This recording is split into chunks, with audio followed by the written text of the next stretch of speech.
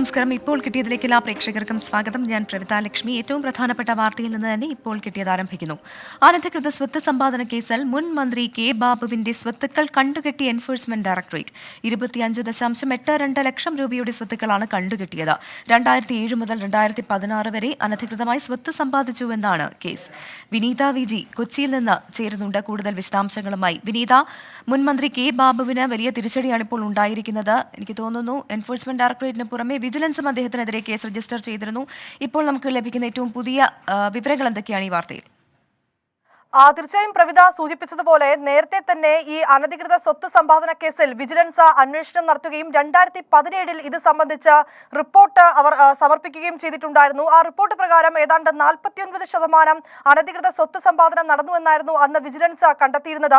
ഈ റിപ്പോർട്ടിന്റെ അടിസ്ഥാനത്തിലാണ് പിന്നാലെ ഇ ഡി കേസെടുക്കുകയും അന്വേഷണവുമായി മുന്നോട്ട് പോവുകയും ചെയ്തത്. കൊച്ചിയിലെ ഇ ഡിയിൽ ആണ് ഈ കേസ് അന്വേഷണവുമായി മുന്നോട്ട് പോയിരുന്നത്. കൊച്ചിയിൽ തന്നെ കെ ബാബുവിനെ വിളിച്ചു വരുത്തി അന്ന് അന്വേഷണ സംഘം വളരെ വിശദമായി തന്നെ ചോദ്യം ചെയ്യുകയും ചെയ്തു. ഇതിന് പിന്നാലെയാണ് ഇപ്പോൾ ഈ കടുത്ത നടപടിയിലേക്ക് ഇ ഡി എത്തിയിരിക്കുന്നത്. അനധികൃത സ്വത്ത് സമ്പാദനം നടന്നിട്ടുണ്ട് എന്നാണ് ഇ ഡി ഇക്കാര്യത്തിൽ കണ്ടെത്തിയിരിക്കുന്നത്. PMLA ആക്ട് അടക്കമുള്ള നടപടിക്രമങ്ങളുടെ ഭാഗമായിട്ടാണ് ഇപ്പോൾ ഈ സ്വത്ത് കണ്ടുകെട്ടിയിരിക്കുന്നത്. 25.82 ലക്ഷം രൂപയുടെ സ്വത്തുവകകളാണ് കണ്ടുകെട്ടിയിരിക്കുന്നതെന്നും ഇ ഡി പറയുന്നു. അതായത് കെ ബാബു മന്ത്രിയായിരുന്ന സമയത്ത് അനധികൃത സ്വത്ത് സമ്പാദനം നടത്തി എന്ന് തന്നെയാണ് ഇ ഡിയുടെയും കണ്ടെത്തൽ വന്നിരിക്കുന്നത്. ഇതിന്റെ കൂടി ഭാഗമായിട്ടാണ് ഇപ്പോൾ ഈ സ്വത്ത് കണ്ടുകെട്ടൽ അടക്കമുള്ള കടുത്ത നടപടിയിലേക്ക് എൻഫോഴ്സ്മെന്റ് ഡയറക്ടറേറ്റ് എത്തിയിരിക്കുന്നത്. നേരത്തെ തന്നെ ചില സാമ്പത്തിക ഇടപാടുമായി ബന്ധപ്പെട്ടുകൊണ്ടുള്ള രേഖകൾ ഉൾപ്പെടെ ഇ ഡി പരിശോധിച്ചിരുന്നു. കെ ബാബുവിനെ കൊച്ചിയിലെ ഓഫീസിൽ വിളിച്ചു വരുത്തി മൊഴിയും രേഖപ്പെടുത്തിയിരുന്നു. ഇതിന് പിന്നാലെയാണ് ഇപ്പോൾ ഈ നടപടിയിലേക്ക് എത്തിയിരിക്കുന്നത്. പ്രവിത. ശരി, വിനീത വിജിയാണ് വിശദമായ വിവരങ്ങൾ നൽകിയത്. തിരുവിതാംകൂർ ദേവസ്വം കമ്മീഷണർ നിയമനം റദ്ദാക്കി ഹൈക്കോടതി. ഇടതു നേതാവ് CN രാമന്റെ നിയമനമാണ് റദ്ദാക്കിയത്. CN രാമന് മതിയായ യോഗ്യതയില്ലെന്ന് കോടതി വിലയിരുത്തി. ഹൈക്കോടതിയോട് ആലോചിക്കാതെ നിയമനം നടത്തിയതിനെ തുടർന്നാണ് നടപടി. ശ്രീകാന്ത് ചേരുന്നുണ്ട് കൊച്ചിയിൽ നിന്ന്. ശ്രീകാന്ത്, CN രാമന് വിരമിക്കൽ ആനുകൂല്യം അടക്കം നൽകരുതെന്നാണ് കോടതി ഉത്തരവിട്ടിരിക്കുന്നത്. ഈ ഉത്തരവിന്റെ കൂടുതൽ വിശദാംശങ്ങൾ എന്തൊക്കെ? നേരത്തെ തന്നെ ഏറെ വിവാദമായ വിഷയമാണ് ഈ CN രാമനെ തിരുവിതാംകൂർ ദേവസ്വം കമ്മീഷണറായി നിയോഗിക്കാനുള്ള നീക്കം. അത് കോടതി മുൻപാകെ എത്തുകയും അത് കോടതിയിൽ ചലഞ്ച് ചെയ്യപ്പെടുകയും ചെയ്തു. തുടർന്നാണ് ഇപ്പോൾ കോടതിയുടെ ഭാഗത്തുനിന്നും ശക്തമായ തീരുമാനം വന്നിട്ടുള്ളത്. തിരുവിതാംകൂർ ദേവസ്വം കമ്മീഷണറുടെ നിയമനം ഹൈക്കോടതി റദ്ദാക്കിയിരിക്കുന്നു. ഇടത് സംഘടനാ നേതാവ് CN രാമന്റെ നിയമനമാണ് കോടതി റദ്ദാക്കിയത്. ഹൈക്കോടതിയോട് ആലോചിക്കാതെ നിയമനം നടത്തിയെന്നാണ് കണ്ടെത്തൽ. ഇയാൾക്ക് മതിയായ യോഗ്യതയില്ല എന്ന് ഹൈക്കോടതി ഇപ്പോൾ കണ്ടെത്തിയിട്ടുണ്ട്. CN രാമന് വിരമിക്കൽ ആനുകൂല്യമടക്കം നൽകരുതെന്നും ഹൈക്കോടതി ഉത്തരവിൽ പറയുന്നു. അതായത് സംസ്ഥാന സർക്കാരിന് സമ്പൂർണമായ തിരിച്ചടി ഹൈക്കോടതിയിൽ നിന്നും ഈ വിഷയത്തിൽ ഉണ്ടായിരിക്കുന്നു. ശരി, സംസ്ഥാന സർക്കാരിന് വലിയ തിരിച്ചടിയാണ് ഉണ്ടായിരിക്കുന്നത്. തിരുവിതാംകൂർ ദേവസ്വം കമ്മീഷണർ നിയമനം റദ്ദാക്കി ഹൈക്കോടതി. ഇടതു നേതാവ് CN രാമന്റെ നിയമനമാണ് റദ്ദാക്കിയിരിക്കുന്നത്. കോടതിയുടെ സമയം പാഴാക്കിയതിന് നടൻ മൻസൂർ അലിഖാന് 1 ലക്ഷം രൂപ പിഴയിട്ട് സിംഗിൾ ബെഞ്ച് ഉത്തരവിന് സ്റ്റേ ഇല്ല. മദ്രാസ് ഹൈക്കോടതി ഡിവിഷൻ ബെഞ്ചിന്റേതാണ് ഉത്തരവ്. നടി തൃശ്യ ഉൾപ്പെടെ ഉള്ളവർക്കെതിരെ നൽകിയ പരാതി തള്ളിക്കൊണ്ടാണ് സിംഗിൾ ബെഞ്ച് മൻസൂർ അലിഖാന് പിഴയിട്ടത്. മനീഷ് മൂർത്തി ചേരുന്നുണ്ട് ചെന്നൈയിൽ നിന്നും. മനീഷ്, വലിയ തിരിച്ചടി നേരിട്ടിരിക്കുകയാണ് മൻസൂർ അലിഖാൻ. ഈ 1 ലക്ഷം രൂപ പിഴ അടയ്ക്കേണ്ടി വരും, അങ്ങനെയല്ലേ?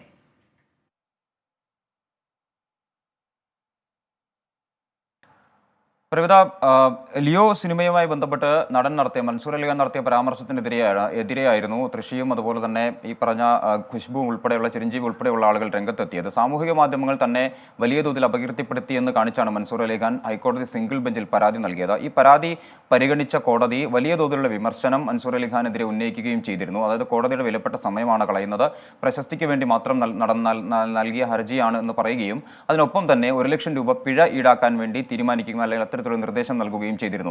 ഈ പിഴ അടയാർ ക്യാൻസർ സെന്ററിന് വളരെ വേഗത്തിൽ 2 ആഴ്ചയ്ക്കുള്ളിൽ നൽകണമെന്ന് പറഞ്ഞു. അതിനുശേഷം വീണ്ടും കോടതിയെ സമീപിച്ചു. അങ്ങനെ ആ പിഴ അടയ്ക്കുന്നതിന് കുറച്ച് സാവകാശം കോടതി നൽകുകയും ചെയ്തിരുന്നു. ഈ പിഴ അടയ്ക്കാനുള്ള വിധി സ്റ്റേ ചെയ്യണമെന്ന് ആവശ്യപ്പെട്ടുകൊണ്ടാണ് ഇന്നിപ്പോൾ ഡിവിഷൻ ബെഞ്ചിനെ സമീപിച്ചത്. ആ ഡിവിഷൻ ബെഞ്ചും സമാനമായ രീതിയിൽ ഈ സ്റ്റേ നൽകാൻ കഴിയില്ല എന്നുള്ളൊരു തീരുമാനത്തിലേക്ക് ഡിവിഷൻ ബെഞ്ചും എത്തുകയായിരുന്നു. അത്തരത്തിലുള്ളൊരു വിധിയാണ് എന്തായാലും ഇന്നിപ്പോൾ പുറപ്പെടുവിച്ചിരിക്കുന്നത്. വലിയ തിരിച്ചടി തന്നെയാണ് ഈ ഒരു കേസിൽ ഉണ്ടായിരിക്കുന്നത്. കാരണം ലിയോ സിനിമയുമായി ബന്ധപ്പെട്ട് വലിയ വിവാദങ്ങൾ ഇതുമായി ബന്ധപ്പെട്ട് നേരത്തെ മൻസൂർ അലിഖാന്റെ ഈ പ്രസ്താവനയുമായി ബന്ധപ്പെട്ടൊക്കെ ഉണ്ടായിരുന്നു. അതാണിപ്പോൾ കോടതിയിൽ എത്തുകയും 2ാം തവണ വലിയ തിരിച്ചടി ഈ പറഞ്ഞ രീതിയിൽ മൻസൂർ അലിഖാന് ഉണ്ടാവുകയും ചെയ്തിട്ടുള്ളത്. ജസ്റ്റിസുമാരായ R മഹാദേവൻ, മുഹമ്മദ് ഷെഫീഖ് എന്നിവരടങ്ങിയ ഡിവിഷൻ ബെഞ്ചിൻ്റെതാണ് ഇപ്പോൾ വന്നിട്ടുള്ള ഈ വിധി. പ്രവിത. ശരി, മനീഷ് മൂർത്തിയാണ് വിവരങ്ങൾ നൽകിയത്. തിരുവനന്തപുരം നഗരത്തിൽ സ്മാർട്ട് സിറ്റി ഫണ്ട് ഉപയോഗിച്ച് നടത്തുന്ന നിർമ്മാണ പ്രവർത്തനങ്ങളിൽ വൻ അഴിമതിയെന്ന് BJP. കോർപ്പറേഷൻ ഭരണാധികാരികളും CPIM നേതാക്കളും നേരത്തെ തന്നെ കരാറുകാരിൽ നിന്ന് കോഴ വാങ്ങിയെന്ന് BJP ജില്ലാ പ്രസിഡന്റ് VV രാജേഷ് ആരോപിച്ചു. അഴിമതി പണം പങ്കുവയ്ക്കുന്നതിൽ മുൻ മന്ത്രിയും പൊതുമരാമത്ത് മന്ത്രിയും തെരുവിൽ തർക്കിക്കുന്നുവെന്നും ആരോപണം. വിഷയത്തിൽ കേന്ദ്രത്തോട് അന്വേഷണം ആവശ്യപ്പെടുമെന്നും സംസ്ഥാനവും അന്വേഷണം നടത്തണമെന്നും VV രാജേഷ് ആവശ്യപ്പെട്ടു. തിരുവനന്തപുരം നഗരത്തിൽ സ്മാർട്ട് സിറ്റിയുടെ ഫണ്ട് ഉപയോഗിച്ചുകൊണ്ട് നടത്തുന്ന വളരെ വലിയ അഴിമതിയാണ് നടക്കുന്നത്. ഈ അഴിമതി പണം പങ്കുവയ്ക്കുന്നതിനെ ചൊല്ലി ഒരു മുൻ മന്ത്രിയും ഇപ്പോഴത്തെ പൊതുമരാമത്ത് വകുപ്പ് മന്ത്രിയും തമ്മിൽ തെരുവിൽ തല്ലുകയാണ്. കോർപ്പറേഷന്റെ ഭരണാധികാരികളും CPMന്റെ നേതാക്കന്മാരും കരാറുകാരുടെ കയ്യിൽ തന്നെ നേരത്തെ തന്നെ കമ്മീഷൻ വാങ്ങി മുന്നോട്ട് പോയി. സലിം മാലിക് വിവരങ്ങളുമായി ചേരുന്നുണ്ട്. സലിം, ഈ വിഷയം എന്തായാലും വെറുതെ വിടാൻ BJP തീരുമാനിച്ചിട്ടില്ല. കേന്ദ്രത്തോട് അന്വേഷണം ആവശ്യപ്പെടും എന്നാണ് VV രാജേഷ് അല്പസമയം മുൻപ് പ്രതികരിച്ചത്. ഏത് തരത്തിലായിരിക്കും ഈ ആവശ്യം ഉന്നയിക്കുക? ഒപ്പം ഇതുമായി ബന്ധപ്പെട്ട് ലഭിക്കുന്ന മറ്റു വിവരങ്ങൾ എന്തൊക്കെയാണ്? പ്രവിധ, തിരുവനന്തപുരം നഗരസഭയുടെ കീഴിലുള്ള പ്രത്യേകിച്ചും റോഡുകളുടെ പണികൾ ഉൾപ്പെടെ അത് വല്ലാതെ വൈകുന്നു എന്നുള്ളൊരു ആരോപണം ഭരണപക്ഷത്തിന് തന്നെ ഉണ്ടായിരുന്നു. അത് ചില ഭരണപക്ഷ MLA തന്നെ പൊതുവേദികളിൽ ഉൾപ്പെടെ അത്തരത്തിലൊരു പരാതി ഉന്നയിക്കുകയും ചെയ്തിരുന്നു. മേയറോട് ഉൾപ്പെടെ ഇക്കാര്യം പറയുകയും ചെയ്തിരുന്നു. അതിന് പിന്നാലെയാണ് BJP ഈ വിഷയം രാഷ്ട്രീയമായി ഏറ്റെടുക്കുന്നത്. BJP പറയുന്നത് സ്മാർട്ട് സിറ്റി ഫണ്ടിൽ നിന്ന് നടക്കുന്ന നിർമ്മാണ പ്രവർത്തനങ്ങളിൽ വലിയ അഴിമതി ഉണ്ട് എന്നാണ്. അതുകൊണ്ടാണ് ഈ നിർമ്മാണ പ്രവൃത്തികൾ വല്ലാതെ വൈകുന്നത്. അഴിമതി പണം പങ്കുവെക്കുന്നതിന് മുൻ മന്ത്രിയും ഇപ്പോൾ നിലവിലെ പൊതുമരാമത്ത് മന്ത്രിയും തെരുവിൽ തർക്കിക്കുന്ന സാഹചര്യമാണുള്ളത്. പണി പൂർത്തിയാകാത്തതിനാൽ നാട്ടുകാർക്ക് സാധാരണക്കാർക്കും ഒന്നും റോഡിലേക്ക് ഇറങ്ങാൻ പോലും കഴിയാത്ത അവസ്ഥയുണ്ട്. കോർപ്പറേഷൻ ഭരണാധികാരികളും CPIM നേതാക്കളും നേരത്തെ തന്നെ കരാറുകാരിൽ നിന്നും കോഴ വാങ്ങിയിട്ടുണ്ട് എന്നുള്ളൊരു വലിയ ആരോപണമാണ് ഉന്നയിക്കുന്നത്. ഇത് സംസ്ഥാന അന്വേഷണം ഈ വിഷയത്തിൽ നടത്തണം. മാത്രമല്ല BJP കേന്ദ്രത്തോടും അന്വേഷണം ആവശ്യപ്പെടുമെന്നാണ് BJP നേതാക്കൾ വ്യക്തമാക്കുന്നത്. പ്രവിധ, ശരി, സലിം മാലിക്കാണ് വിവരങ്ങൾ നൽകിയത്. ഇനി മലപ്പുറത്ത് നിന്നുള്ളൊരു വാർത്തയിലേക്കാണ്. മലപ്പുറം കോട്ടയ്ക്കൽ നഗരസഭയിൽ ഭരണപക്ഷ പ്രതിപക്ഷാംഗങ്ങൾ തമ്മിൽ വാക്കേറ്റവും കയ്യാങ്കളിയും. കവാടത്തിന് മുന്നിൽ പ്രതിഷേധിച്ച യൂത്ത് ലീഗ് പ്രവർത്തകർക്ക് നേരെ പോലീസ് ലാത്തിവീശി. വികസന സ്ഥിരം സമിതി അധ്യക്ഷയുടെ മുറി മാറ്റിയതുമായി ബന്ധപ്പെട്ടുണ്ടായ തർക്കമാണ് സംഘർഷത്തിലേക്ക് നയിച്ചത്. അരുൺ പാറയ്ക്കൽ തിരൂരിൽ നിന്ന് ചേരുന്നുണ്ട്. അരുൺ, ഈ ഭരണപക്ഷ പ്രതിപക്ഷ അംഗങ്ങൾ തമ്മിലുള്ള വാക്കേറ്റവും കയ്യാങ്കളിയും പുതിയ കാര്യമൊന്നുമല്ല. പക്ഷേ ഇന്നിപ്പോൾ മുറി മാറ്റിയതുമായി ബന്ധപ്പെട്ടുള്ള തർക്കമാണ് ഈ കയ്യാങ്കളിയിലേക്ക് നീങ്ങിയതെന്നാണ് മനസ്സിലാക്കുന്നത്. നിലവിലെ സാഹചര്യം എന്താണ്? പ്രവിധ, കഴിഞ്ഞ ദിവസം കോട്ടക്കൽ നഗരസഭയിലെ സ്ഥിരം സമിതി അധ്യക്ഷ സ്ഥാനങ്ങളിലേക്ക് തെരഞ്ഞെടുപ്പ് നടന്നിരുന്നു. ഈ തെരഞ്ഞെടുപ്പിൽ വികസനകാര്യ സ്ഥിരം സമിതി അധ്യക്ഷയായി CPMലെ ഇടതംഗമായ സരള ടീച്ചറെ തെരഞ്ഞെടുത്തിരുന്നു. ഇതേ തുടർന്ന് ലീഗ് ഭരിക്കുന്ന കോട്ടക്കൽ നഗരസഭയിൽ വികസനകാര്യ സ്ഥിരം സമിതി അധ്യക്ഷയുടെ മുറി താഴത്തെ നിലയിൽ നിന്ന് മുകളിലേക്ക് മാറ്റി. ഇതുമായി ബന്ധപ്പെട്ട് ഭരണ പ്രതിപക്ഷ അംഗങ്ങൾ തമ്മിലുണ്ടായ വാക്കേറ്റമാണ് പിന്നീട് കയ്യാങ്കളിയിലേക്ക് നീങ്ങിയത്. ഈ അംഗങ്ങൾക്ക് പിന്തുണയുമായി CPMന്റെയും ലീഗിന്റെയും പ്രവർത്തകർ കൂട്ടമായി സംഘടിച്ചെത്തി ഇവർ ഈ കവാടത്തിന് മുന്നിലേക്ക് പ്രതിഷേധിക്കുന്ന ഒരു സാഹചര്യവും ഉണ്ടായി. ഇതിനു നേരെയാണ് ഇപ്പോൾ പോലീസ് ലാത്തി വീശിയത്. കൂടുതൽ പോലീസ് സ്ഥലത്തെത്തി സ്ഥിതിഗതികൾ ശാന്തമാക്കിയിട്ടുണ്ട്. എന്തായാലും വരും ദിവസങ്ങളിലും തർക്കം തുടരുമെന്ന സൂചനയാണ് നമുക്ക് ലഭിക്കുന്നത്. പ്രീത, ശരി, അരുൺ പാറയ്ക്കലാണ് വിവരങ്ങൾ നൽകിയത്. ഇപ്പോൾ കിട്ടിയത് തുടരുന്നു. തൊടുപുഴയിൽ 5ാം ക്ലാസ് വിദ്യാർത്ഥികളെ പീഡനത്തിന് ഇരയാക്കിയ ഹോസ്റ്റൽ വാർഡൻ അറസ്റ്റിൽ. കരുനാഗപ്പള്ളി സ്വദേശി രാജീവിനെയാണ് തൊടുപുഴ പോലീസ് അറസ്റ്റ് ചെയ്തത്. ഹോസ്റ്റലിലുള്ള 5 കുട്ടികൾ നൽകിയ മൊഴിയുടെ അടിസ്ഥാനത്തിലാണ് അറസ്റ്റ്. വിഷ്ണു സുരേഷ് ഇടുക്കിയിൽ നിന്ന് ചേരുന്നുണ്ട്. വിഷ്ണു, ഏറെക്കാലമായി ഇയാൾ വിദ്യാർത്ഥികളെ പീഡിപ്പിക്കുകയായിരുന്നു എന്നാണോ പരാതി? ഇയാളെ എവിടെ നിന്നാണ് അറസ്റ്റ് ചെയ്തിരിക്കുന്നത്? അങ്ങനെയാണ് പരാതി. സർക്കാർ ഹോസ്റ്റലിലെ വാർഡനാണ് രാജീവ്. ഈ ഹോസ്റ്റലിൽ താമസിക്കുന്ന 5 വിദ്യാർത്ഥികളാണ് പരാതി നൽകിയത്. പട്ടികവർഗ വകുപ്പിന് പരാതി നൽകുകയും വകുപ്പ് ആ പരാതി പോലീസിലേക്ക് കൈമാറുകയുമായിരുന്നു. ഇന്ന് രാവിലെ രാജീവിനെ പോലീസ് കസ്റ്റഡിയിലെടുത്ത് ചോദ്യം ചെയ്തു. ഇതിൽ നിന്നാണ് ഈ പരാതിയിൽ കഴമ്പുണ്ടെന്നും കൂടുതൽ തെളിവുകൾ രാജീവിനെതിരെ ഉണ്ടെന്നുള്ളൊരു നിഗമനത്തിലേക്ക് പോലീസ് എത്തിയത്. തുടർന്ന് ഇയാളുടെ അറസ്റ്റ് രേഖപ്പെടുത്തുകയായിരുന്നു. ഇയാളെ അല്പസമയത്തിനകം തന്നെ കോടതിയിൽ ഹാജരാക്കും. അതോടൊപ്പം തന്നെ കൂടുതൽ വിദ്യാർത്ഥികൾ ഇത്തരത്തിൽ ഇയാളുടെ പീഡനത്തിന് ഇരയായിട്ടുണ്ടോ എന്നുള്ള കാര്യത്തിലും ഒരു പരിശോധന പോലീസിന്റെ ഭാഗത്തുനിന്ന് ഉണ്ടാകുന്നു. ഈ ഹോസ്റ്റലിൽ താമസിക്കുന്ന 5 വിദ്യാർത്ഥികളാണ് ഈ വാർഡനെതിരെ പരാതി നൽകിയത്. ശരി, വിഷ്ണു സുരേഷ് വിവരങ്ങൾ നൽകുകയായിരുന്നു. മദ്യം കിട്ടാനുള്ള കഷ്ടപ്പാടിന് പരിഹാരം തേടി നവകേരള സദസ്സിൽ നൽകിയ പരാതിയിൽ ഇടപെട്ട് സർക്കാർ. പാലക്കാട് എലപ്പുള്ളി പാറപ്പിരിവിലുള്ള ബെവറേജസ് ഔട്ട്ലെറ്റിൽ കൂടുതൽ കൗണ്ടറുകൾ തുറക്കും. പാറമേട് സ്വദേശിയാണ് മദ്യലഭ്യതയിലെ ബുദ്ധിമുട്ട് ചൂണ്ടിക്കാട്ടി പരാതി നൽകിയത്. നിഖിൽ പ്രമേഷ് പാലക്കാട് നിന്ന് ചേരുന്നുണ്ട്. നിഖിൽ, എന്തായാലും ഈ കാര്യത്തിൽ പെട്ടെന്നൊരു തീരുമാനം സർക്കാരിന്റെ ഭാഗത്തുനിന്ന് ഉണ്ടാകുന്നുണ്ടല്ലോ. കൂടുതൽ കൗണ്ടറുകൾ എപ്പോഴായിരിക്കും തുറക്കുക?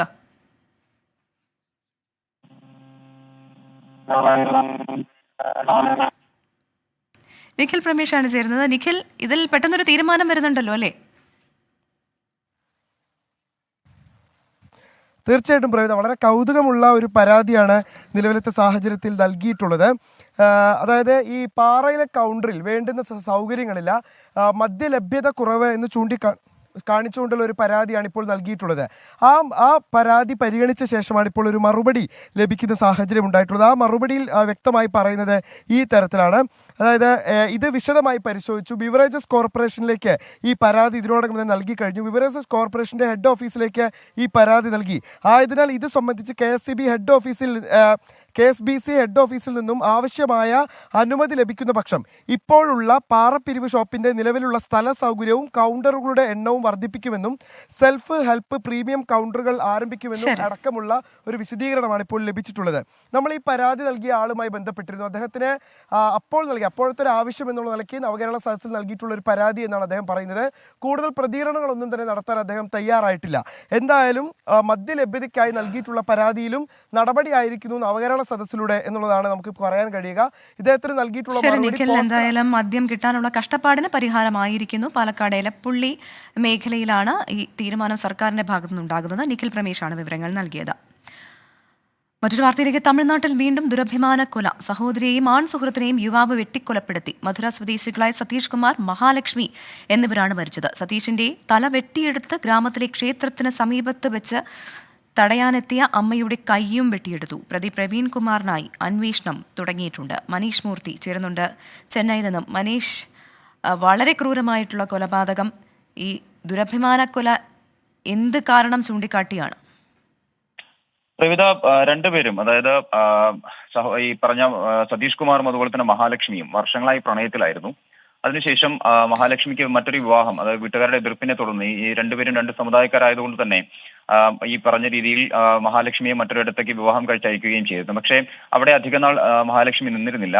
തിരികെ വീട്ടിലേക്ക് എത്തുകയായിരുന്നു. തുടർന്ന് സതീഷ് കുമാറുമായുള്ള ബന്ധം നല്ല രീതിയിൽ മുൻപോട്ട് കൊണ്ടുപോവുകയുമായിരുന്നു. പലതവണ ഈ കൊലപാതകം നടത്തിയ പ്രവീൺ കുമാർ, അതായത് മഹാലക്ഷ്മിയുടെ സഹോദരനായിട്ടുള്ള പ്രവീൺ കുമാർ, പലതവണ ഇവരെ ഈ ബന്ധത്തിൽ നിന്നും വിലക്കുകയും ഭീഷണിപ്പെടുത്തുകയും ഒക്കെ ചെയ്തിരുന്നു. പക്ഷേ ഇതൊന്നും ഈ രണ്ടുപേരും കാര്യമായി എടുത്തിരുന്നില്ല. ഇന്നലെ രാത്രിയിലാണ് ഈ ദാരുണമായ കൊലപാതകം നടക്കുന്നത്. ഇന്നലെ സതീഷ് വീട്ടിൽ നിന്നും, അതായത് ജോലി കഴിഞ്ഞ് വീട്ടിലേക്ക് പോകുന്ന വഴിക്കാണ് കണ്ണിൽ മുളക് പൊടി എറിഞ്ഞ് സതീഷിനെ വെട്ടി കൊലപ്പെടുത്തുന്നത്. മാത്രമല്ല സതീഷിന്റെ തല വെട്ടിയെടുത്ത് സമീപത്തെയുള്ള ഒരു ക്ഷേത്രത്തിനടുത്തുള്ള ഒരു സ്റ്റേജിൽ കൊണ്ടുപോയി വെക്കുകയും ചെയ്തിരുന്നു. അതിനുശേഷമാണ് വീട്ടിലേക്ക് എത്തി മഹാലക്ഷ്മിയെ വെട്ടിക്കൊലപ്പെടുത്തുന്നത്. മഹാലക്ഷ്മിയെ വെട്ടുന്നത് കണ്ട മാതാവ് ഷെൽവി തടയാൻ ശ്രമിച്ചിരുന്നു. ആ മാതാവിന്റെ കൈപ്പത്തി വെട്ടിയെടുക്കുകയും ചെയ്തു പ്രവീൺ കുമാർ. അങ്ങനെ അതിക്രൂരമായ ഒരു കൊലപാതകം തന്നെയാണ് നടന്നിരിക്കുന്നത്.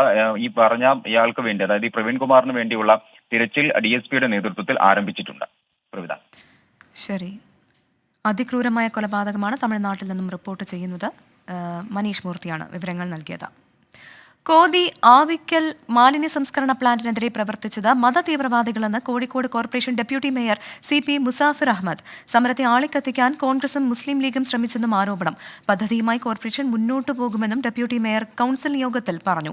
മിഥില ബാലൻ കോഴിക്കോട് നിന്ന് ചേരുന്നുണ്ട്. മിഥില, വലിയ പ്രതിഷേധം ഈ മാലിന്യ സംസ്കരണ പ്ലാന്റുമായി ബന്ധപ്പെട്ട് ഉണ്ടായിരുന്നു. കോർപ്പറേഷൻ എന്തായാലും ഈ പദ്ധതിയിൽ നിന്ന് പിന്നോട്ട് പോകാൻ തീരുമാനിച്ചിട്ടില്ല എന്ന് ഒരിക്കൽ കൂടി ഉറപ്പിച്ച് പറയുകയാണ് ഡെപ്യൂട്ടി മേയർ, അല്ലേ? തീർച്ചയായും പ്രവിത, ഈ രണ്ട് പ്ലാന്റുമായി ബന്ധപ്പെട്ട കോർപ്പറേഷന്റെ നിലപാടാണിപ്പോൾ deputy mayor CP Musafir Ahammed ഈ കൗൺസിൽ യോഗത്തിൽ വ്യക്തമാക്കിയിട്ടുള്ളത്. കോതിയിലെയും ആവിക്കലിലെയും ശുചിമുറി മാലിന്യ സംസ്കരണ പ്ലാന്റുമായി കോർപ്പറേഷൻ മുന്നോട്ട് തന്നെ പോകും. മാത്രമല്ല, മറ്റൊരു പരാമർശമുണ്ടായത്, ഈ ആവിക്കൽ തോടിൽ ഈ ഒരു പ്ലാന്റിനെതിരെ പ്രവർത്തിച്ചത് മുസ്ലിം മത തീവ്രവാദികളാണ് ഇത്തരത്തിൽ ഈ പ്ലാനിനെതിരായ സമരത്തിലുണ്ടായിരുന്നത്. കോൺഗ്രസും ലീഗും ഈ സമരത്തെ ആളിക്കത്തിക്കാൻ ശ്രമിച്ചു എന്ന ഒരു പരാമർശവും ഡെപ്യൂട്ടി മേയറുടെ ഭാഗത്തും ഉണ്ടായിട്ടുണ്ട്. നമുക്കറിയാം, ഇതിനു മുൻപ് ഇത്തരത്തിലുള്ള ഒരു പരാമർശം CPM നേതാക്കളുടെ ഭാഗത്തുണ്ടായപ്പോൾ വലിയ രീതിയിലുള്ള ഒരു പ്രതിഷേധം ഉണ്ടായിരുന്നു. ഈ മത തീവ്രവാദികൾ എന്ന ഒരു പരാമർശം ഇതിനു മുൻപും ഈ സമരവുമായി ബന്ധപ്പെട്ട് ഉണ്ടായിട്ടുണ്ടായിരുന്നു. ആ സമയത്തെല്ലാം തന്നെ വലിയ രീതിയിലുള്ള ഒരു പ്രതിഷേധം ആ ഒരു ആവിക്കൽ ഭാഗത്ത് ഉണ്ടായിട്ടുണ്ടായിരുന്നു. അതേ ഒരു പ്രതികരണം അല്ലെങ്കിൽ അതേ ഒരു പരാമർശം തന്നെയാണ് ഇന്നത്തെ ഒരു കൗൺസിൽ യോഗത്തിലും ഡെപ്യൂട്ടി മേയറുടെ ഭാഗത്ത് ഭാഗത്തുനിന്നുണ്ടായത്. കോടതി നടപടികളെ തുടർന്നും ഒപ്പം തന്നെ പ്രവിധ നേരത്തെ സൂചിപ്പിച്ചതുപോലെ തന്നെ വലിയ ജനകീയ പ്രതിഷേധത്തെ തുടർന്നായിരുന്നു ഈ രണ്ടിടങ്ങളിലെയും പ്ലാന്റിന്റെ നിർമ്മാണ പ്രവർത്തനം നിർത്തിവെച്ചത്. എന്നാൽ ആവിക്കൽ പ്ലാന്റിലെ ശുചിമുറി മാലിന്യ സംസ്കരണ പ്ലാന്റുമായി ബന്ധപ്പെട്ട റീടെൻഡർ നടപടികൾ ആരംഭിക്കാനുള്ള ഒരു തയ്യാറെടുപ്പ് ഇപ്പോൾ കോർപ്പറേഷൻ തുടങ്ങിയിട്ടുണ്ട്. അതിന്റെ ഭാഗമായി തന്നെയാണ് ഇപ്പോൾ കോർപ്പറേഷൻ നിലപാട് ഇപ്പോൾ ഈ ഒരു കൗൺസിൽ യോഗത്തിൽ വ്യക്തമാക്കിയിട്ടുള്ളത്. പ്രവിധ. മിഥില ബാലനാണ് കോഴിക്കോട് നിന്ന് വിവരങ്ങൾ നൽകിയത്. വാർത്തകൾ തുടരുന്നു. രാമായണവുമായി ബന്ധപ്പെട്ട വിവാദ ഫേസ്ബുക്ക് പോസ്റ്റിൽ പി ബാലചന്ദ്രൻ MLA-ക്കെതിരെ CPI-ൽ അച്ചടക്ക നടപടി. പരസ്യ ശാസനം നൽകാനാണ് തീരുമാനം. ഇന്ന് ചേർന്ന CPI ജില്ലാ എക്സിക്യൂട്ടീവിൽ പി ബാലചന്ദ്രൻ വിശദീകരണം നൽകിയിരുന്നു. സൂരജ് സജി തൃശൂരിൽ നിന്ന് ചേരുന്നുണ്ട്. സൂരജ്, ഈ വിഷയം ഏറെ ഗൗരവത്തോടെയാണ് പാർട്ടി കണ്ടിരുന്നത്. ഇപ്പോൾ അച്ചടക്ക നടപടി ഉണ്ടാകുന്നുണ്ട്. പരസ്യ ശാസനയിൽ ഒതുങ്ങുമോ ഇത്?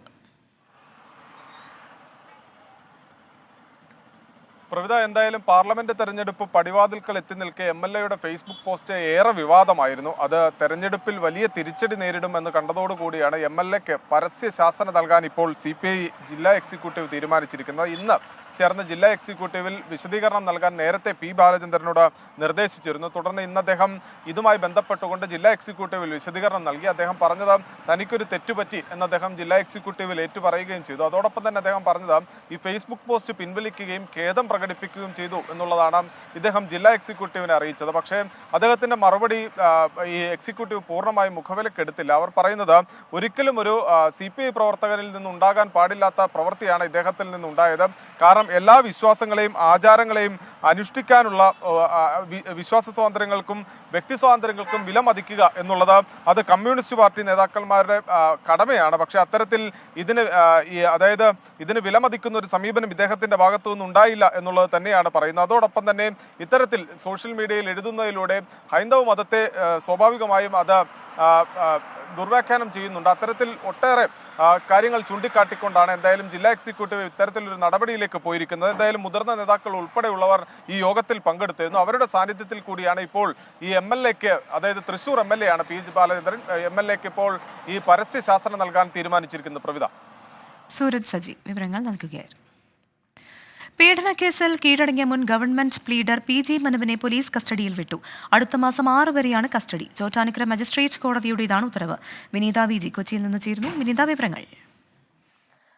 പ്രവിധ, അടുത്ത മാസം 6 വരെയാണ് PG മനുവിനെ പോലീസ് കസ്റ്റഡിയിലേക്ക് വിട്ടിരിക്കുന്നത്. ചോറ്റാനിക്കര കോടതിയുടേതാണ് നടപടി. ഇന്ന് രാവിലെ 8 മണിയോടുകൂടിയാണ് ഈ DYSP ഓഫീസിൽ, പുത്തൻകുരിശ് DYSP ഓഫീസിൽ മനു എത്തി കീഴടങ്ങിയത്. നേരത്തെ തന്നെ ഈ കേസിൽ ജാമ്യം തേടിക്കൊണ്ട് ഹൈക്കോടതിയെയും പിന്നീട് സുപ്രീം കോടതിയെയും PG മനു സമീപിച്ചിട്ടുണ്ടായിരുന്നു. പക്ഷേ ജാമ്യം തള്ളുകയാണ് ഉണ്ടായത്. ഒപ്പം തന്നെ 10 ദിവസത്തിനുള്ളിൽ അന്വേഷണ സംഘത്തിന് മുൻപിൽ ഹാജരാകണമെന്നും കോടതി നിർദ്ദേശിച്ചു. ഇത് പ്രകാരമാണ് ഇന്ന് രാവിലെ 8 മണിയോടുകൂടി PG മനു പുത്തൻകുരിശിലുള്ള DYSP ഓഫീസിലേക്ക് എത്തി കീഴടങ്ങിയത്. അതിനുശേഷം ഏതാണ്ട് മണിക്കൂറുകളോളം ചോദ്യം ചെയ്യലും PG മനുവിൽ നിന്ന് ചില വിവരങ്ങളും ഒക്കെ പോലീസ് ശേഖരിച്ചു. പിന്നാലെ വൈദ്യപരിശോധനയ്ക്ക് വിധേയമാക്കുകയും വൈകിട്ടോടുകൂടി കോടതിയിൽ ഹാജരാക്കുകയും ചെയ്തിട്ടുണ്ടായിരുന്നു. പോലീസ് കസ്റ്റഡിയിൽ ആവശ്യപ്പെട്ടു. പിന്നാലെയാണ് കോടതി ഇപ്പോൾ കസ്റ്റഡിയിൽ വിട്ടിരിക്കുന്നത്, പോലീസ് കസ്റ്റഡിയിൽ വിട്ടിരിക്കുന്നത്. അടുത്ത മാസം 6 വരെയാണ് കസ്റ്റഡിയിൽ വിട്ടിട്ടുള്ളത്.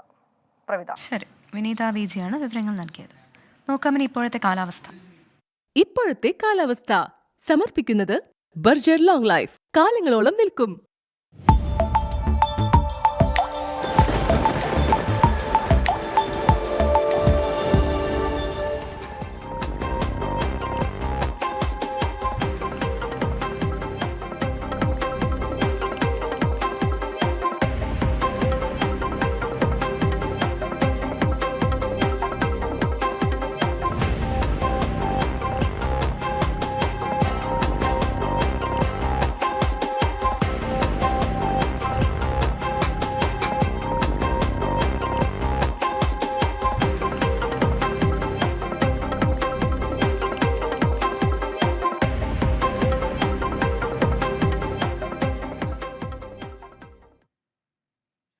മദ്യനയ അഴിമതി കേസിൽ ഡൽഹി മുഖ്യമന്ത്രി അരവിന്ദ് കെജ്രിവാളിന് വീണ്ടും നോട്ടീസ്. 5ാം തവണയാണ് ED നോട്ടീസ് നൽകുന്നത്. രാധാകൃഷ്ണൻ ചേരുന്നുണ്ട് വിവരങ്ങളുമായി. രാധാകൃഷ്ണൻ, മുൻപ് കെജ്രിവാളിനെ അറസ്റ്റ് ചെയ്തതുമായി ബന്ധപ്പെട്ട് നിയമോപദേശം ലഭിച്ചിരുന്നു. അറസ്റ്റ് വേണ്ട എന്നൊക്കെ ED തീരുമാനിച്ചിരുന്നു. തുടർന്ന് വീണ്ടും ചോദ്യം ചെയ്യലിന് ഹാജരാകാൻ നോട്ടീസ് നൽകും എന്നുള്ള സൂചനയുണ്ടായിരുന്നു. ഇതിപ്പോൾ 5ാം തവണ നോട്ടീസ് നൽകുമ്പോൾ കെജ്രിവാൾ ഹാജരാകുമോ എന്നതാണ് ഏറ്റവും പ്രധാനപ്പെട്ടത്, അല്ലേ? തീർച്ചയായിട്ടുമാണ് പ്രവിത പറഞ്ഞതുപോലെ കെജ്രിവാളിനെ സംബന്ധിച്ച് ഈ ജാർഖണ്ഡ് മുഖ്യമന്ത്രിക്ക് എതിരെ എടുത്തിരിക്കുന്ന സമീപനം, ഇഡിയുടെ സമീപനം അത് മുന്നിലുണ്ട്. അതുകൊണ്ട് അതുമായി ബന്ധപ്പെട്ടിട്ടുള്ള കാര്യങ്ങൾ വിലയിരുത്തിയതിനു ശേഷമായിരിക്കും അരവിന്ദ് കെജ്രിവാൾ തീരുമാനം കൈക്കൊള്ളുക എന്നാണ് നമുക്ക് അറിയാനായിട്ട് സാധിക്കുന്നത്. കെജ്രിവാളിന് ഏതായാലും ഈ ചോദ്യം ചെയ്യലിൽ നിന്ന് ഒഴിഞ്ഞു മാറാനായി സാധിക്കില്ല. അതുകൊണ്ട് ഇത്തവണ ചോദ്യം ചെയ്യലിന് ഹാജരാകണം എന്ന ഒരു നിർദ്ദേശം പാർട്ടിക്കുള്ളിൽ ഉയർന്നിട്ടുണ്ട്. പക്ഷേ അത് അന്തിമമല്ല. നിയമോപദേശത്തിന്റെ കൂടി അടിസ്ഥാനത്തിൽ മാത്രമായിരിക്കും അക്കാര്യത്തിൽ ഒരു തീരുമാനം കൈക്കൊള്ളുന്നത്. ഈ തെരഞ്ഞെടുപ്പ് പ്രചരണങ്ങളിൽ നിന്നും തന്നെ മാറ്റി നിർത്താൻ വേണ്ടിയിട്ടുള്ള ശ്രമങ്ങളുടെ ഭാഗമായിട്ടാണ് ഈ ഇഡിയുടെ അടക്കമുള്ള നടപടി എന്ന് കെജ്രിവാൾ കഴിഞ്ഞ ദിവസം ആരോപിച്ചിരുന്നു. ഇന്നലെ ചണ്ഡിഗഡ് മുനിസിപ്പൽ തെരഞ്ഞെടുപ്പുമായി ബന്ധപ്പെട്ട് കെജ്രിവാൾ പ്രതികരിച്ചത് ഈ പകൽ സമയത്ത് ഇങ്ങനെ നടക്കുമെങ്കിൽ കേന്ദ്ര ഏജൻസികൾ ഈ തെരഞ്ഞെടുപ്പുമായി ബന്ധപ്പെട്ട് എന്തൊക്കെ ചെയ്യുമെന്ന് സൂചിപ്പിക്കുന്ന വിധത്തിലായിരുന്നു. അതടക്കമുള്ള കാര്യങ്ങളും നിലവിലുണ്ട്. അതുകൊണ്ട് തന്നെ ഈ വിഷയത്തിൽ രാഷ്ട്രീയമായിട്ട് ആം ആദ്മി എടുക്കുന്ന തീരുമാനം ആയിരിക്കും അവസാനം നടപ്പാക്കുക. ഇഡി 5ാം തവണയാണ് സമൻസ് നൽകിയിരിക്കുന്നത്. ഒരുപക്ഷെ ഇതുമായി ബന്ധപ്പെട്ട് ഹാജരായില്ല അരവിന്ദ് കെജ്രിവാൾ എങ്കിൽ ഈ മദ്യനയ അഴിമതിയുമായി ബന്ധപ്പെട്ട് അരവിന്ദ് കെജ്രിവാളിന് ഹാജരാകുന്നില്ല എന്നത് വിചാരണ കോടതിയെ അറിയിക്കും. വിചാരണ കോടതിയുടെ ഭാഗത്തു നിന്നുള്ള നടപടികൾ കൂടി പരിഗണിച്ച ശേഷമായിരിക്കും പിന്നീട് ഇക്കാര്യത്തിൽ തുടർന്ന് ഉള്ള കാര്യങ്ങളിലേക്ക് ഇഡി മുന്നോട്ട് പോവുക. പ്രവിധ. ശരി, ആർ രാധാകൃഷ്ണനാണ് വിവരങ്ങൾ നൽകിയത്. ഇതോടെ ഇപ്പോൾ കിട്ടിയത് പൂർണ്ണമാകുന്നു. ലോകത്തെവിടെയായാലും ഏത് സമയത്തും 24 വാർത്തകളും ഓഗ്മെന്റഡ് റിയാലിറ്റി പാക്കേജുകളും എക്സ്പ്ലെയിനറുകളും വിശദമായി കാണാൻ ഞങ്ങളുടെ യൂട്യൂബ് ചാനൽ നിങ്ങൾക്ക് സബ്സ്ക്രൈബ് ചെയ്യാം.